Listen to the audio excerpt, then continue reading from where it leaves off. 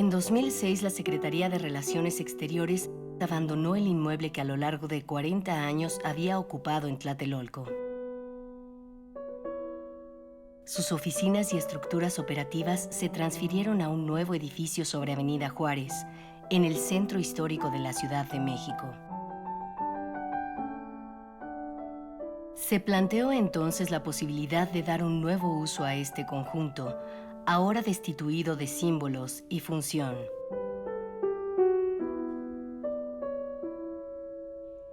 El predio de Avenida Juárez era propiedad del gobierno de la ciudad.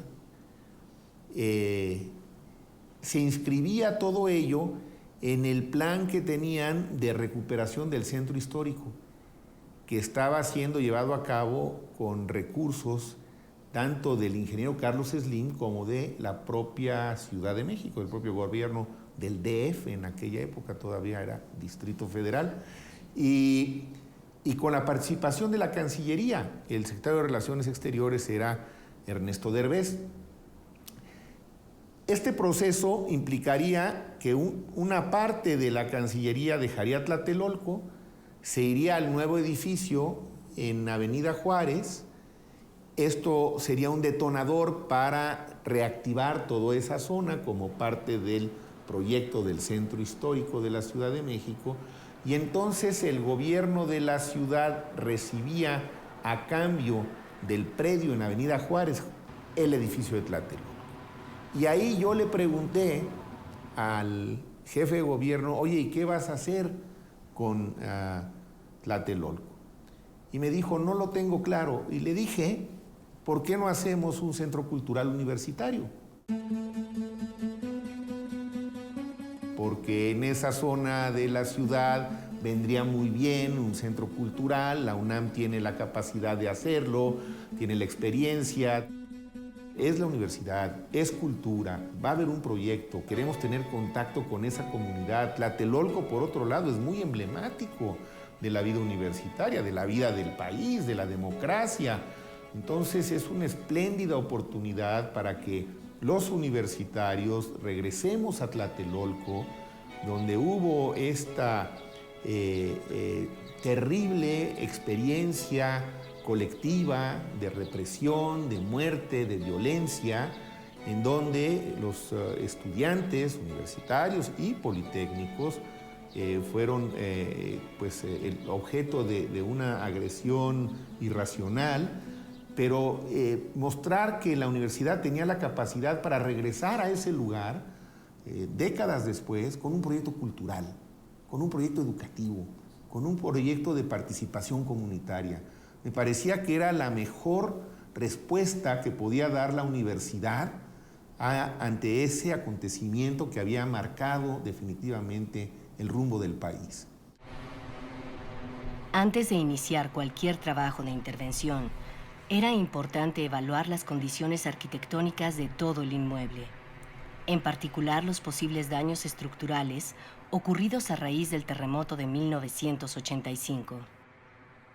Pues en torno a la torre estaba siempre la leyenda, en parte realidad, en parte mito, de que estaba mal construida, de que estaba mal cimentada, de que eventualmente se iba a caer, que por eso se había evacuado. Pero teníamos la ventaja de que todavía vivía uno de nuestros doctores honoris causa, que era Pedro Ramírez Vázquez, y se puso a trabajar él personalmente, sacó los planos que él tenía desde la construcción original del edificio, revisamos qué es lo que se necesitaba, llamamos a los expertos del Instituto de Ingeniería, se hizo toda la valoración técnica del asunto y se llegó a la conclusión de que era un edificio que requería un cierto reforzamiento, que se podía hacer, pero que era totalmente rescatable, que no estábamos recibiendo, como se había dicho por ahí en algún corrillo en forma un poco alarmista,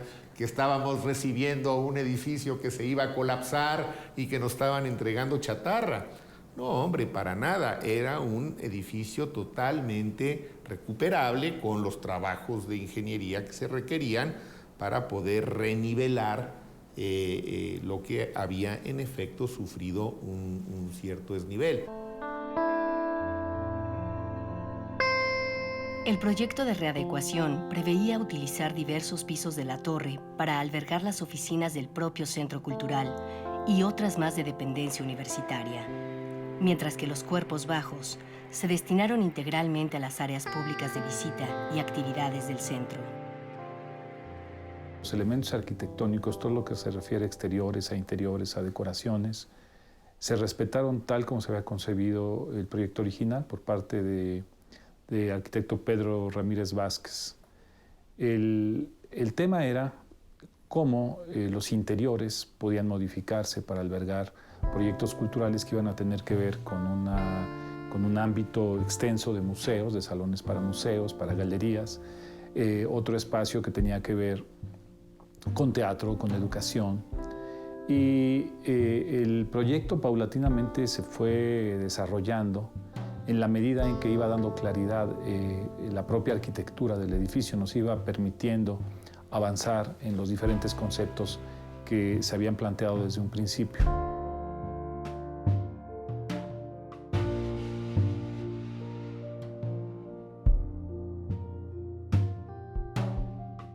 Ahora creo que más incluso que antes hay una mayor presencia de Tlatelolco dentro del edificio. Las vistas, por ejemplo, hacia lo que fue la zona de adoratorios de lo que era el mercado, o las vistas a la unidad habitacional o algunos sitios estratégicos, pues son muy importantes. Y creo que estos de alguna manera se reforzaron con toda esta readecuación arquitectónica.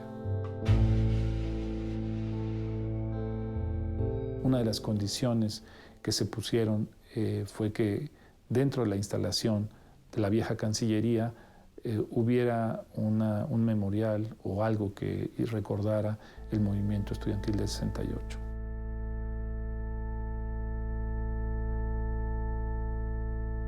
Desde luego nos parecía muy importante hacer ese memorial, pero no centrarlo exclusivamente en el 2 de octubre, porque el movimiento del 68 había sido mucho más que el 2 de octubre.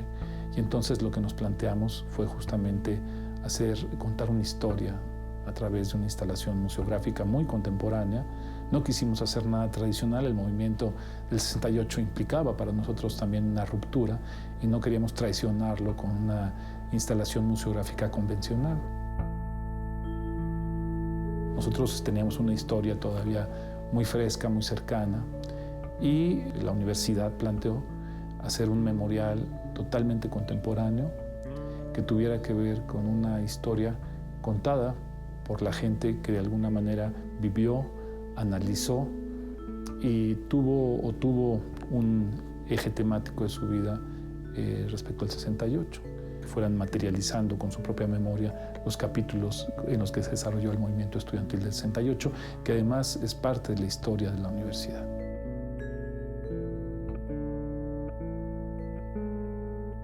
Nos interesaba dar un contexto serio en términos históricos, pero muy contemporáneo, pensando en que ese memorial iba a ser en un 90% visitado por gente que no había vivido la época. Entonces lo que dábamos era un poco la referencia o la serie de referencias de cosas que tenían que ver con la historia particular de un momento de nuestra historia, que además fue un momento también de un gran despliegue de movimientos a nivel internacional, en los cuales México se concatenó, de alguna manera se vinculó.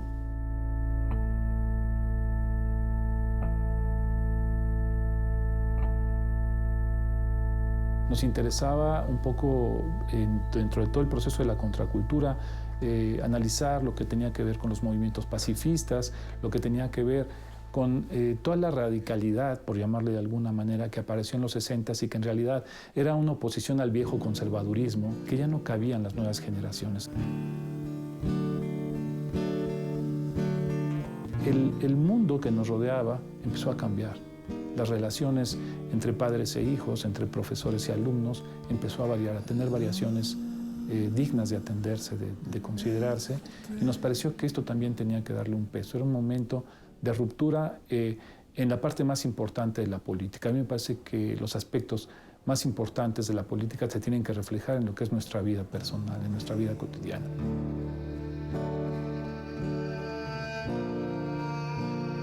El 68 es una gran marca en ese sentido, y creo que la presencia de los universitarios, la presencia de los grupos estudiantiles, de alguna manera conformó una nueva ruta y una nueva visión en donde mucha gente cambió la dirección de la vida que tenía trazada, ¿no? Que tenía trazada de manera previa.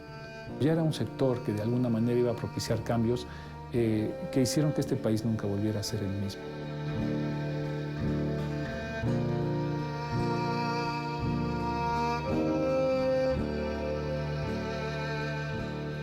Las grabaciones y el montaje lo hizo Nicolás Echevarría. Parte de la curaduría y sobre todo acopio de algunos documentos, parte de la investigación lo hizo Álvaro Vázquez. Y Alejandro García fue el autor de la museografía. El concepto general de lo que era el memorial lo había hecho yo. Es de toda justicia que Tlatelolco, ese espacio en el que cayeron universitarios y politécnicos universitarios, pertenezca hoy a la universidad. Es de toda justicia.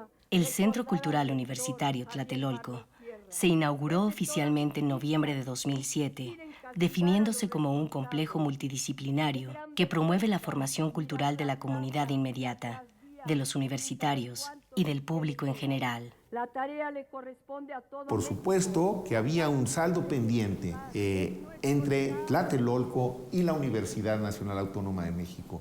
Y ese saldo se cubrió con el proyecto del Centro Cultural, que tuvo, entre otros espacios, el del Memorial del 68, que pues fue, digamos, la parte simbólica con la cual la universidad regresaba a Tlatelolco a rendir un tributo a sus muertos, pero también a decirle a la ciudad y a decirle al país: aquí está la Universidad de la Nación Mexicana con todo lo que puede ofrecerle, nuevos proyectos y nuevas formas de entender la democracia, la cultura, el papel de la educación, el valor de la crítica, todo lo que en un momento dado en el 68 no pudo expresarse con libertad y que ahora sí se podía hacer.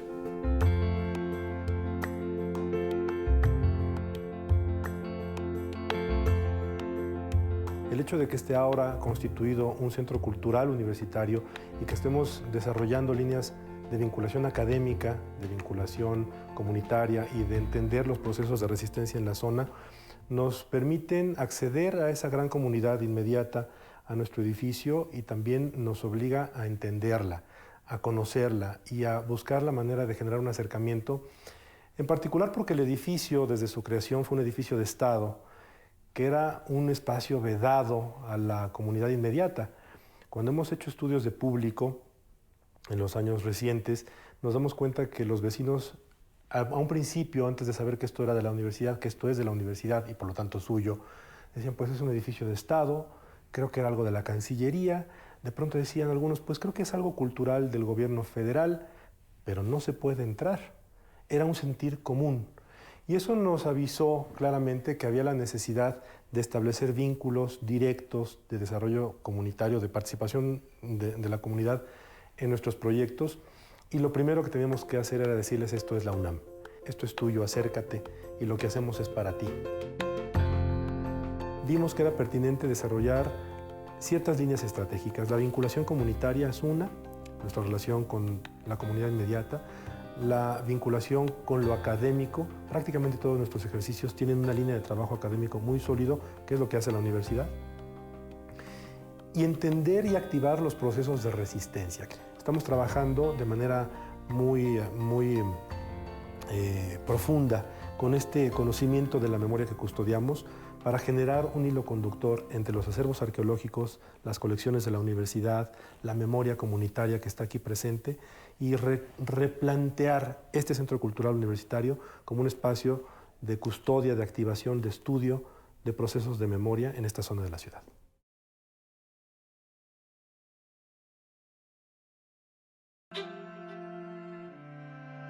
Todo el área de contenidos que está relacionada con sus museos, con sus espacios de exhibición, tiene su origen en el entorno, en el sustrato social, histórico de Tlatelolco.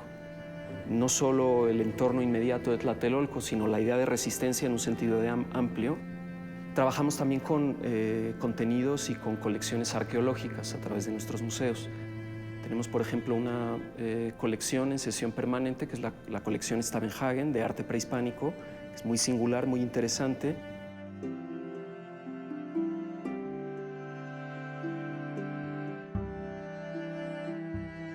Y también las colecciones que de alguna manera remiten y dialogan con la zona arqueológica que está aquí mismo en Tlatelolco, con la historia de los barrios también, no solo desde un sentido prehispánico, sino también colonial, de construcción de identidad a través de la historia. También tenemos la sala de colecciones universitarias, que es un espacio experimental de curaduría y museografía experimental, a través del cual difundimos los acervos de la UNAM. Acervos no solo artísticos, sino también humanísticos, científicos, bibliográficos, en diálogo con otras colecciones y con otros acervos, tanto nacionales como internacionales. Aproximadamente más del 85% de la gente que nos visita es joven, entre estudiantes a nivel últimos años de secundaria y primeros años de carrera. Ese es nuestro público mayoritario, claramente.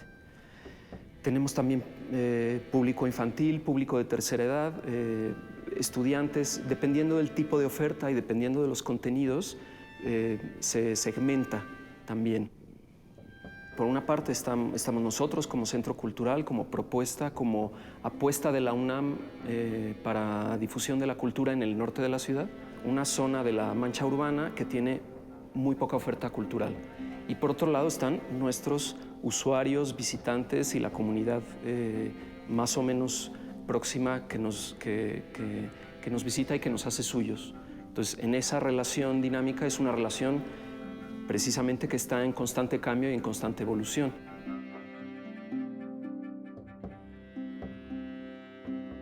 Buena parte de nuestros visitantes vienen del norte de la ciudad. Y cuando digo del norte de la ciudad, por supuesto hablo de los barrios vecinos, que no solo es Tlatelolco, es La Guerrero, es Atlampa, es San Simón Tolnáhuac, etc., sino que vienen de Ecatepec, de Azcapotzalco, de zonas más al norte todavía. La respuesta, digamos, de los visitantes es muy variable, ¿no? Tenemos un universo estamos hablando entre todas las actividades que hacemos, aproximadamente de 100,000 visitantes al año. En esos 100,000 visitantes anuales hay una diversidad de intereses, de referencias enorme. Yo creo que hay una parte de los visitantes que sí han hecho suyo al Centro Cultural Universitario, no solo por su visita cotidiana, sino por su visita que la han vuelto, digamos, cómoda, que se sienten bien aquí, que ya saben cómo funciona y que actúan, digamos, con soltura. Hay otra parte que no, sobre todo visitantes de primera vez, con los que tenemos que seguir trabajando para que no solo repitan la visita, sino que adopten al espacio como el espacio abierto que es.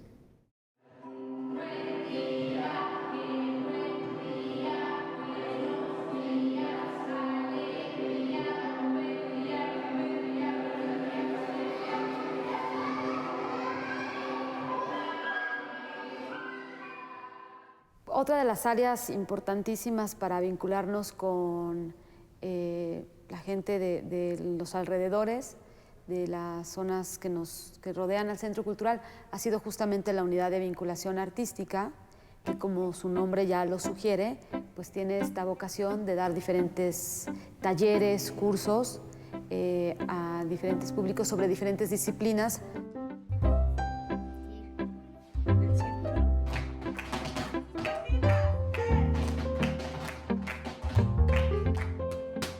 Tenemos aproximadamente unos 70 talleres donde han llegado a participar hasta 1,000 personas y gran parte de este público pues viene de diferentes partes de la Ciudad de México, pero también del Estado de México, y un porcentaje, digamos un 30% más o menos, viene de la unidad habitacional o de los alrededores.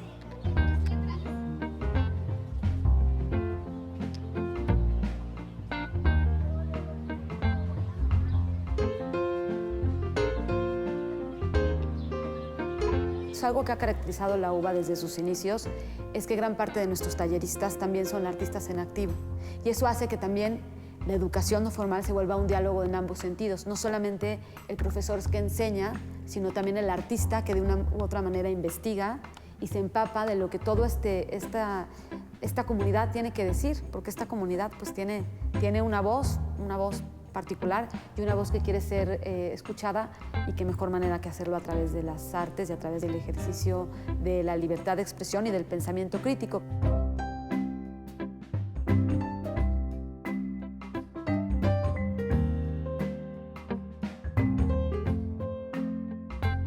Una de las grandes cosas que se ha logrado es hacer un espacio donde confluyen diferentes historias, diferentes modos de pensar, diferentes sueños, diferentes tragedias también.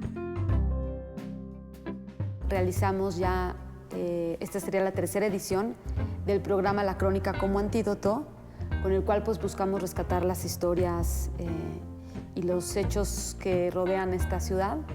La primera edición la dedicamos al conjunto habitacional Nonalco Tlatelolco, y en este libro pues se rescataron muchas historias que normalmente no escuchamos sobre Tlatelolco.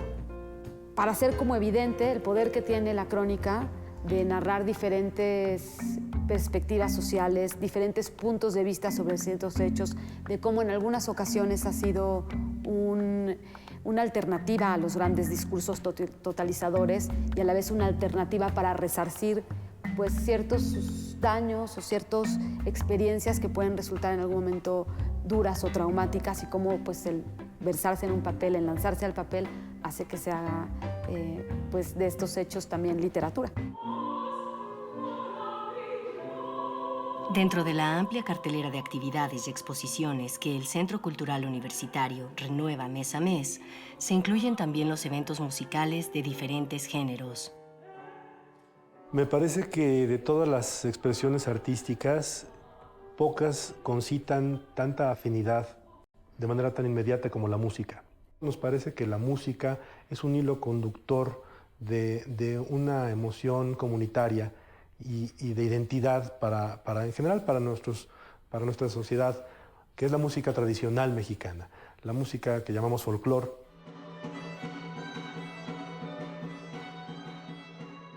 Que tiene una gran presencia, digamos, en nuestros sentimientos de raíz, y que Tlatelolco, como un activador de estos procesos de identidad y estos procesos de raíz y de origen, ha desarrollado ahora con particular énfasis la música tradicional en Tlatelolco. En este ciclo anual que se llama Donde Cantan los Vientos, que además el nombre es precioso, que hay unas ventoleras tremendas, y entonces hemos aprovechado esa condición de la zona para decir: aquí canta el viento, y aquí canta el viento fresco, continuo y potente de nuestras raíces.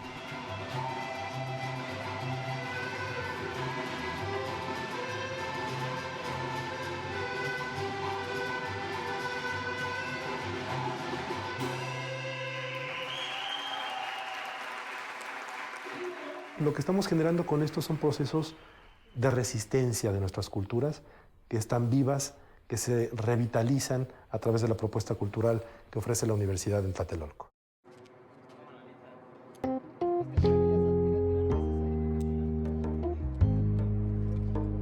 Recientemente se realizó la rehabilitación de un elemento que se ha vuelto distintivo de este centro cultural universitario. Es la red lumínica Xipetotec del artista Thomas Glassford, inaugurada en 2010 en ocasión del centenario de la UNAM. Tlatelolco había estado desaparecido un poco ya no solamente de los programas culturales, desaparecido del imaginario de la Ciudad de México. No había proyectos culturales, el sismo del 85 había generado una enorme diáspora de lo que han sido sus habitantes originales, los habitantes originales de la unidad. Y entonces nos parecía que era importante poner un signo de vida, una señal de decir: estamos aquí, esto es presente, pero hacerlo a través del arte, porque además hacerlo con una alusión al pasado antiguo de México. Entonces se juntaba todo. Yo pensaba en luz, pero algo que podría ser una pieza lumínica por varias investigaciones y ideas y pruebas y pensaba de un tipo de piel, de una manera, y ahí llegamos a este concepto del Xipetotec, ¿no? De este desollado dios de sacrificio y de fertilidad de una manera, ¿no?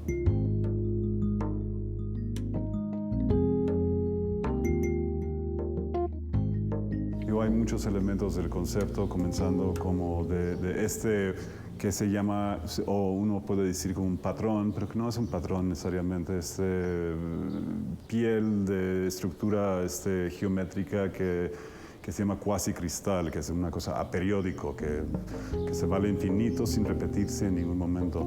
Tiene mucho que ver con las ciencias, tiene mucho que ver con las matemáticas, mucho que ver con asuntos académicos que tienen relacionado con los artes también. Los colores principales son rojo y azul, usando de una manera didáctica el sistema arterial del cuerpo, ¿no?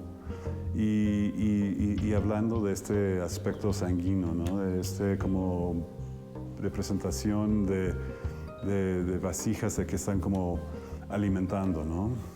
Y dar, no un recubrimiento arquitectónico, pero un tipo de piel que se cuelga sobre este edificio, un reconocimiento de qué representa y sin quitar la cara de lo que existe, pero nomás aumentar y dar un tipo de celebración y una membrana para sanar tanta violencia que ha ocurrido en este sitio, ¿no?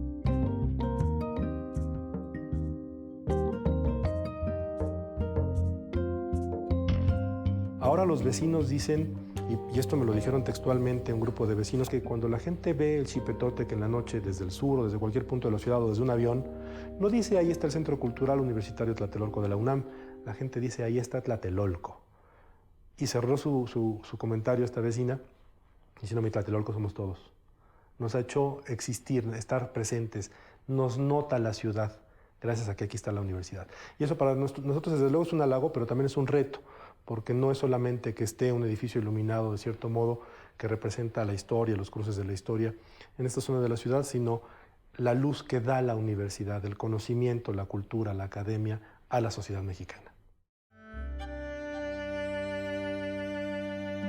Si es cierto que los símbolos de la arquitectura son muy potentes, también es cierto que son los habitantes alrededor quienes determinan en última instancia el significado real de esos símbolos a través de las formas de apropiación de los espacios y las estructuras, adoptándolos en su sentir de vida. Quizá esta es la reflexión que nos transmite la historia de este núcleo urbano, que es Tlatelolco.